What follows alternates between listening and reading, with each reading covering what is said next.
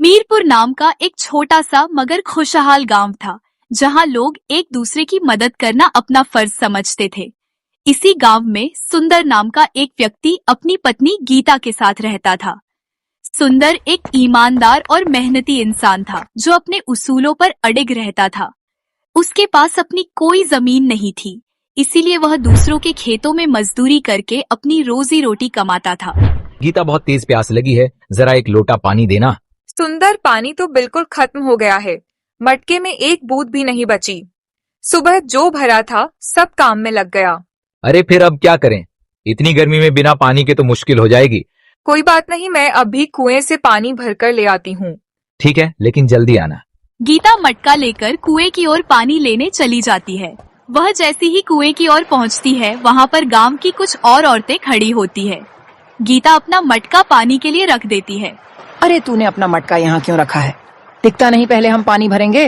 बहन, मैंने तो बस अपना मटका रखा है और मुझे सिर्फ एक मटका पानी चाहिए। अरे एक मटका चाहिए या दो, इससे क्या फर्क पड़ता है? पहले हम पानी भरेंगे। हम बड़े घर की औरतें ज्यादा देर तक खड़ी नहीं रह सकती, समझी? लेकिन बहन, मैं भी तो सुबह से घर का काम करके आई हूँ।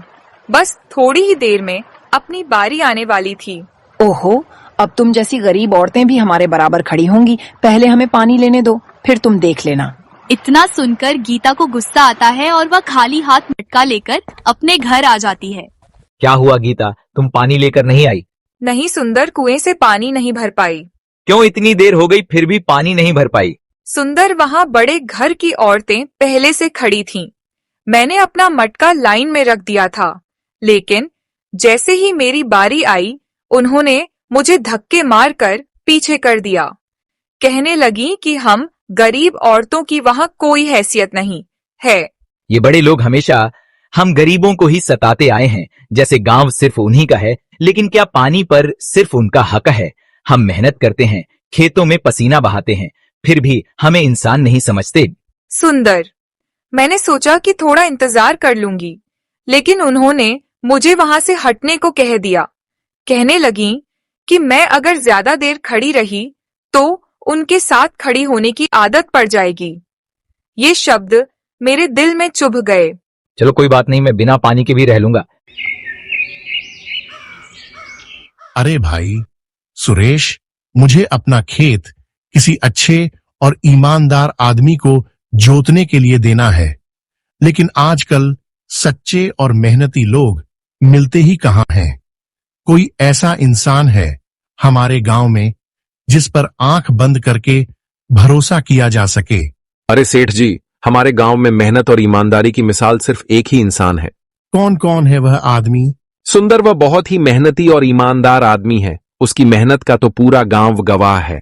अच्छा, लेकिन क्या वह इतना भरोसेमंद है कि मैं अपना खेत उसे दे दूं? सेठ जी, अगर इस गांव में कोई सबसे सच्चा और ईमानदार इंसान है तो वह सुंदर ही है। वह दिन रात खेत में पसीना बहाता है, अपने काम को पूजा समझता है। उसने कभी किसी का हक नहीं मारा, और सबसे बड़ी बात, वह मेहनत से कभी पीछे नहीं हटता। तभी वहाँ पर सुंदर आ जाता है। अरे सुंदर, अच्छा हुआ तू आ गया। मैं अभी अभी तेरी ही तारीफ सुन रहा था। मेरी तारीफ क्या बात है सेठ जी? हाँ बेटा, गांव में सभी तेरी मेहनत और ईमानदारी की मिसाल दे रहे थे, और सच कहूं तो मुझे भी एक ऐसे ही आदमी की जरूरत है। सेठ जी, आप जैसा कहेंगे मैं करने को तैयार हूँ। बताइए क्या काम है? मेरी एक जमीन पड़ी है गांव के पास, लेकिन उस पर कोई खेती करने वाला नहीं मिला। मैं चाहता हूँ कि तू उस पर खेती करे। अरे सेठ जी, क्यों नहीं कर सकता? मेरा यही तो काम है, खेत जोतना, मेहनत करना, अन्न उगाना। लेकिन सुंदर, एक बात पहले ही साफ कर दूं, मैं तुझे सिर्फ 1/4 हिस्सा दूंगा, बाकी फसल मेरी होगी। सेठ जी, मुझे आपकी शर्त मंजूर है। मेहनत तो मेरी आदत है, और अगर ईमानदारी से काम करूंगा तो भगवान भी मेरी मदद करेगा। सुंदर हरे भरे खेतों में, जहाँ दूर तक लहलहाती फसलें नजर आती है, वहाँ सूरज की पहली किरण के साथ ही अपने खेतों में जुट जाता है। वह अपने पसीने की हर बूंद को मिट्टी में मिला देता है, ताकि उसकी मेहनत रंग लाए और फसल बेहतरीन हो। हर दिन वह खेतों की जुताई करता, पौधों को पानी देता, खाद डालता और उनकी देखभाल करता है, जैसे कोई माँ अपने बच्चे की देखभाल करती है। अगले ही दिन आसमान में घने काले बादल छा जाते हैं। ठंडी हवाएं तेजी से चलने लगती हैं और कुछ ही देर में घनघोर बारिश शुरू हो जाती है। शुरुआत में सुंदर को लगता है कि यह बारिश उसकी फसल के लिए अच्छी होगी, लेकिन जल्द ही उसकी उम्मीदें निराशा में बदलने लगती है। बारिश रुकने का नाम ही नहीं लेती। धीरे धीरे तेज हवाओं के साथ मूसलाधार बारिश होने लगती है। आसमान से गिरती भारी बूंदें खेतों को बुरी तरह से भिगो देती हैं। देखते ही देखते खेतों में पानी भर जाता है। सुंदर, अब क्या होगा? हमारी तो सारी फसल बर्बाद हो गई। हमने कितनी मेहनत की थी, हर दिन खेत में पसीना बहाया, हर पौधे को अपने बच्चे की तरह पाला, लेकिन इस बेरहम बारिश ने हमारी सारी मेहनत मिट्टी में मिला दी। अब तो सेठ जी हमें उधार भी नहीं देंगे। पहले ही उनके कर्ज के बोझ तले दबे हुए हैं, ऊपर से ये नई मुसीबत। हाँ गीता, सिर्फ हमारी ही नहीं, इस गांव के बाकी किसानों की भी यही हालत है। किसी की फसल खड़ी थी, किसी की कटकर तैयार थी, लेकिन इस बारिश ने किसी को भी नहीं छोड़ा। चारों तरफ सिर्फ तबाही ही तबाही है। लोगों के चेहरे देखो, हर कोई हताश है। कोई अपने सिर पर हाथ रखे बैठा है तो कोई आसमान की ओर देख रहा है, जैसे भगवान से सवाल कर रहा हो। लेकिन सुंदर, हमारे पास तो अब खाने को भी पैसे नहीं हैं। घर में अनाज का आखिरी दाना भी खत्म होने को आया है। बच्चे कब से भूखे बैठे हैं। उनकी मासूम आंखों में देखो, एक टुकड़ा रोटी के लिए तरस रहे हैं। अब और देर नहीं कर सकते, कुछ तो करना पड़ेगा। हाँ गीता, मुझे कुछ करना ही होगा। अगर अभी कोई मदद नहीं मिली तो न जाने हमारे बच्चों का क्या होगा। सेठ जी के पास जाना ही होगा, शायद वो कुछ मदद कर दें। भगवान करे सेठ जी को हमारी हालत पर दया आ जाए, लेकिन अगर उन्होंने मना कर दिया तो? सुंदर बिना देरी किए सेठ के यहाँ जाता है। सेठ आराम से अपने घर में आग के पास बैठा हुआ बारिश के मजे ले रहा होता है। सेठ जी, सेठ जी। सेठ घर से बाहर को निकाल कर आता है। सेठ जी, मैं बहुत बड़ी मुसीबत में फंस गया हूँ। आपने जो खेत जोतने के लिए मुझे बीज और खाद उधार दिया था, वो बारिश की वजह से पूरी तरह बर्बाद हो गया। अब मेरे पास कुछ भी नहीं बचाना, खाने को अन्न ना ही घर।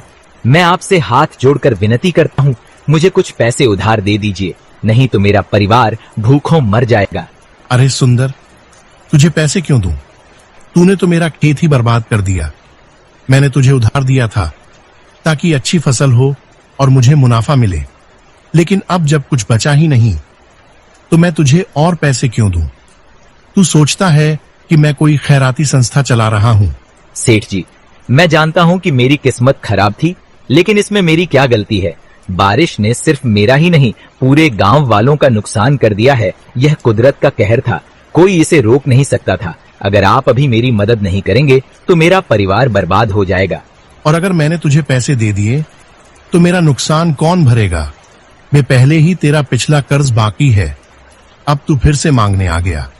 ये बारिश कब तक चलेगी इसका कोई ठिकाना नहीं, और अगर अगली बार भी फसल नहीं हुई तो मैं कोई घाटे का सौदा नहीं करता, समझा? मेरे पास कोई पैसे नहीं हैं, और तूने अगर ज्यादा बकवास की तो मैं अपने आदमी बुलाकर तुझे बाहर फेंकवा दूंगा। जा यहां से, निकल। मुझे ज्यादा देर बाहर खड़े होने की आदत नहीं है। इतना बोलकर सेठ घर के अंदर चला जाता है और सुंदर वही निराशा खड़ा रहता है। तभी उसकी नजर नीचे पड़ी हुई बेकार सब्जी पर पड़ती है। वह उसे सब्जी को लेकर अपने घर आ जाता है। सुंदर, यह सब्जी कहाँ से लाए? यह तो ठीक से देखने में भी अच्छी नहीं लग रही। वो सेठ जी ने दी है। गीता बहुत अच्छे आदमी है, कम से कम हमें खाने के लिए कुछ तो दिया। कुछ तो सड़ भी रही है। अरे नहीं, सेठ जी ने कहा था कि ये बस 2-3 दिन पुरानी है, ठीक से पकाओगी तो कुछ फर्क नहीं पड़ेगा। भूख लगी होगी तो स्वाद भी अच्छा लगेगा। सुंदर, सच्ची बताओ, यह सब्जी हमें दान में दी गई है या सेठ जी ने बची खुची चीजें थमा दी हैं? देखो गीता, हमारे हालात तो तुम जानती हो। अगर ताजी सब्जी खरीद सकता तो जरूर लाता, लेकिन अभी जो मिला वही ले आया। गीता सुंदर की बात पर भरोसा कर वह सब्जी बना लेती है और दोनों मिलकर खाकर सो जाते हैं। ऐसे ही 2-3 दिन बीत जाते हैं और बारिश भी थम जाती है। सुंदर, हमें यहाँ रहते हुए 3-4 दिन हो गए। बारिश भी थम चुकी है और अब तो मौसम भी खुल गया है।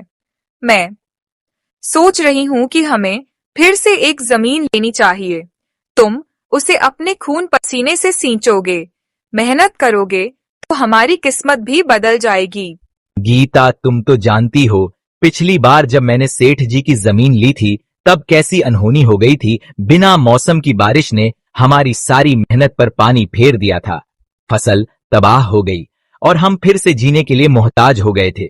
मैं फिर से वही गलती नहीं दोहरा सकता। अगर इस बार भी कुछ गलत हो गया तो हमारे पास खाने के लाले पड़ जाएंगे। सुंदर, देने वाला तो ऊपर वाला है। वह हमारी मेहनत का फल जरूर देगा। हमें हिम्मत नहीं हारनी चाहिए। मेहनत करने वालों का साथ भगवान भी देते हैं। जब तक हम खुद पर और अपनी मेहनत पर विश्वास रखेंगे, तब तक कोई भी मुसीबत हमें रोक नहीं सकती। तुम्हारी बातें सही हैं गीता, लेकिन डर अभी भी दिल से निकला नहीं है। मेहनत तो मैं पहले भी करता था, लेकिन हाथ हमेशा खाली रह गए। सुंदर, ये दुनिया उम्मीद पर टिकी है। जिसने कोशिश करनी बंद कर दी, उसका जीवन भी ठहर जाता है। हमें फिर से शुरुआत करनी होगी, नई उम्मीद के साथ, नए हौसले के साथ। इस बार हम पहले से ज्यादा मेहनत करेंगे और अगर मुश्किलें आएंगी भी तो मिलकर सामना करेंगे। तुम ठीक कह रही हो गीता। जब तक हम प्रयास करते रहेंगे तब तक हमारी हार नहीं होगी। मैं इस बार पूरी ताकत लगा दूंगा। चलो नई शुरुआत करते हैं। सुंदर सेठ के पास जाता है जमीन की बात करने के लिए। सेठ जी, मुझे एक बार फिर से आपकी जमीन चाहिए। मैं उस पर मेहनत करना चाहता हूँ। इस बार मैं उसे सच में हरी भरी कर दूंगा। अरे सुंदर, तुझे पिछली बार भी मैंने अपनी जमीन दी थी, लेकिन तू कुछ कर पाता? उससे पहले ही बारिश ने सब बर्बाद कर दिया। सारी मेहनत मिट्टी में मिल गई थी। अब तू फिर से मांगने आ गया। हाँ सेठ जी, मैं जानता हूँ कि पिछली बार मौसम ने मेरा साथ नहीं दिया, लेकिन इस बार मैं और ज्यादा मेहनत करूंगा। मैं अपनी मेहनत से हालात बदल दूंगा। अरे भाई, तू समझता क्यों नहीं? यह मौसम ठीक नहीं है। फिर से बेमौसम की बारिश हो रही है। अगर दोबारा ऐसा हुआ तो तेरी सारी मेहनत फिर से बेकार चली जाएगी। फालतू में तू वक्त भी गवाएगा और श्रम भी। सेठ जी, मेहनत करने वाला कभी हालातों से डरता नहीं है। अगर किसान हर मुसीबत से डरता तो खेत कभी लहलहाते नहीं। मैं हार मानने वालों में से नहीं हूँ। इस बार मैं मिट्टी की कसम खाकर कहता हूँ कि अपनी पूरी ताकत झोंक दूंगा। आप बस एक मौका दीजिए। ठीक है सुंदर, जब तू इतना कह रहा है तो मेरी गांव के पास जो बंजर जमीन पड़ी है उस पर काम कर ले, लेकिन याद रख, यह आखिरी मौका है। सेठ जी, आपका यह भरोसा मैं कभी नहीं तोड़ूंगा। मैं इस बंजर जमीन को भी सोना उगाने लायक बना दूंगा। आप बस देखते जाइए। गीता घर में बैठी बैठी बोर हो रही थी। तभी वह बाहर घूमने चली जाती है। बाहर उसे रानी मिल जाती है। अरे गीता, मैंने सुना कि तुझे उस दिन की बात बहुत बुरी लगी, जब मैंने कहा था कि पहले हम कुएं से पानी भरेंगे, फिर तुम जैसे लोग। नहीं रानी बहन, बस थोड़ी सी बुरी लगी थी। लेकिन किसी को नीचा दिखाना सही नहीं होता। आखिर सब इंसान बराबर होते हैं। बराबर तुम जैसे गरीब लोग भी अपने आप को हमारे बराबर समझने लगे। हमारी हैसियत और तुम्हारी औकात में बहुत फर्क है। तुम कुएं पर आकर अपने पैरों की धूल झाड़ते हो और हमें उसी पानी से खाना बनाना पड़ता है। रानी बहन, इतना घमंड करना भी अच्छी बात नहीं। ऊपर वाले को गिरते हुए देर नहीं लगती। जो आज ऊंचाई पर हैं, वे कल नीचे भी आ सकते हैं। गिरेंगे हम, हमारे पास अपना खेत है। हमारी फसल हर बार लहलहाती है। हमारे घर में अन्न के भंडार भरे रहते हैं। हमें किसी की जरूरत नहीं ना तुझ जैसे गरीबों की, ना ऊपर वाले की। हमारी तकदीर हमें कोई नहीं छीन सकता। इतना सुनकर गीता अपने घर आ जाती है। तभी सुंदर भी अपने घर आ जाता है। अरे गीता, तुम्हें पता है मैं तुम्हारे लिए एक खुशखबरी लेकर आया हूँ। सेठ जी ने हमें अपनी जमीन दे दी है। अब हम अपने खेतों में मेहनत करके उसे लहलहा सकते हैं। मैं कल से ही जुताई शुरू कर दूंगा। यह तो बहुत अच्छी बात है सुंदर, लेकिन हमें इस बार पहले से ज्यादा सोच समझकर काम करना होगा। मेरे पास एक सुझाव है। हाँ गीता, बताओ ना। सुंदर, तुम उस जमीन पर एक कुआं खोद लो। जब बारिश होगी तो कुएं में पानी भर जाएगा और हमें हमेशा के लिए पानी की समस्या से छुटकारा मिल जाएगा। हमें किसी और के कुएं पर जाने की जरूरत नहीं पड़ेगी। लेकिन गीता, कुआं खोदने में बहुत समय लग जाएगा और अगर बारिश समय पर नहीं हुई तो उसमें पानी कहाँ से आएगा? तब तक तो हमारी मेहनत बेकार चली जाएगी। देखो, सुंदर, मेहनत कभी बेकार नहीं जाती। अगर कुआं होगा तो बारिश का पानी उसमें इकट्ठा होगा। खेतों में पानी ज्यादा नहीं रुकेगा, जिससे फसल को नुकसान नहीं होगा। इस तरह हम सूखे और बाढ़ दोनों से बच सकते हैं। हमें दूर के कुएं से पानी लाने की भी जरूरत नहीं पड़ेगी। ठीक है गीता, मैं कल से ही काम शुरू करता हूँ। मैं कुआं खोदूंगा और इस जमीन को उपजाऊ बनाकर ही दम लूंगा। सुंदर ने जब सेठ जी की दी हुई जमीन पर कुआं खोदा था, तब से ही वह पूरे मन से अपनी खेती में जुट गया। वह हर दिन सूरज उगने से पहले खेत में पहुंच जाता और देर रात तक मेहनत करता। उसकी मेहनत रंग लाने लगी थी। कुछ ही हफ्तों में उसके खेतों में हरी भरी फसल लहलहाने लगी। रानी के पति रवि ने भी इस बार अपनी खेती में काफी मेहनत की थी। उसकी भी फसल अच्छी हो रही थी। अचानक आसमान में घने काले बादल छा गए। तेज हवाएं चलने लगीं। देखते ही देखते आसमान से मूसलाधार बारिश होने लगी। पहले तो लोगों को लगा कि यह बारिश खेतों के लिए अच्छी होगी, लेकिन जल्द ही बारिश इतनी तेज हो गई कि खेतों में पानी भरने लगा। सुंदर के खेतों में भी पानी आया, लेकिन उसका पहले से खोदा हुआ कुआं उसकी मेहनत को बचा रहा था। खेतों का सारा पानी कुएं में समा रहा था। दूसरी ओर रवि के खेतों में पानी रुक गया। उसका कोई निकास नहीं था। देखते ही देखते पूरा खेत पानी में डूब गया। फसलें गिरने लगी। रानी, अब हमारे पूरे खेत बर्बाद हो चुके हैं। हमने अपनी सारी कमाई, सारी मेहनत इस फसल में लगा दी थी और अब हमारे पास कुछ भी नहीं बचा। सब खत्म हो गया। पता नहीं कौन से बोल ऊपर वाले को बुरे लग गए। रवि, मुझे लगता है कि यह सब मेरी ही गलती है। मैंने ही गीता को बहुत सुनाया था। उसे ताने मारे थे कि वह गरीब है और हम अमीर हैं। मैंने घमंड में कहा था कि हमें कोई नहीं गिरा सकता। पर देखो, आज हमारा सब कुछ चला गया। शायद ऊपर वाले को यही बात बुरी लग गई और उसने हमारी फसल तबाह कर दी। रानी, ये तुमने अच्छा नहीं किया था। कोई गरीब होता है तो इसका मतलब यह नहीं कि उसका मजाक बनाया जाए। भगवान सबको बराबर देखते हैं, लेकिन घमंड करने वालों को वह जल्दी सबक सिखा देते हैं। मुझे अपनी गलती का एहसास हो गया रवि। मैंने गीता को बहुत तकलीफ दी, उसे ताने मारे, उसका मजाक उड़ाया और देखो ऊपर वाले ने कैसी सजा दी। गीता के पति सुंदर की फसल बच गई क्योंकि उसने पहले ही सोचा था, और हम तो अपनी अकड़ में ही जी रहे थे। अब पछताने से कुछ नहीं होगा रानी। अगर सच में तुम्हें अपनी गलती का एहसास हो गया है तो जाकर गीता से माफी मांगो। जब तक वह तुम्हें माफ नहीं करेगी तब तक तुम्हारा दिल तुम्हें चैन नहीं लेने देगा। रानी और रवि दोनों सुंदर और गीता के घर जाते हैं रानी और सुंदर से माफी मांगने के लिए। गीता बहन, मुझे माफ कर दो। मैंने तुम्हारा बहुत मजाक बनाया, तुम्हें गरीब कहा, तुम्हें नीचा दिखाया, लेकिन अब ऊपर वाले ने मुझे मेरी गलती का एहसास करा दिया। उसने मेरी सारी फसल खराब कर दी और अब हमारे पास कुछ भी नहीं बचा है। खाने तक के पैसे नहीं हैं। रानी बहन, मैंने तुम्हें पहले ही कहा था कि किसी गरीब को छोटे मत समझो, किसी को ताने मत मारो। ऊपर वाला सब देख रहा होता है। जब तुमने कहा था कि तुम्हारे पास खेत हैं, अनाज है और तुम्हें किसी की जरूरत नहीं, तब शायद तुम्हें लगा होगा कि यह हमेशा रहेगा। लेकिन देखो, सब एक पल में छिन गए और अब तुम यहाँ मुझसे माफी मांगने आई हो। हाँ गीता बहन, मुझे अब अपनी गलती का एहसास हो गया है। घमंड करने वालों का घमंड भगवान एक झटके में तोड़ देता है। मैं बहुत पछता रही हूँ, कृपया मुझे माफ कर दो।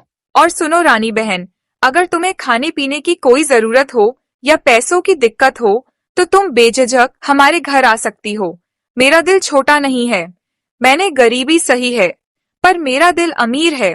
मैं जानती हूँ कि जब भूख लगती है तो अमीरी गरीबी सब भूल जाती है। गीता बहन, आज तुमने मुझे एक बहुत बड़ी सीख दे दी। अब मैं कभी भी किसी गरीब को छोटा नहीं समझूंगी। किसी का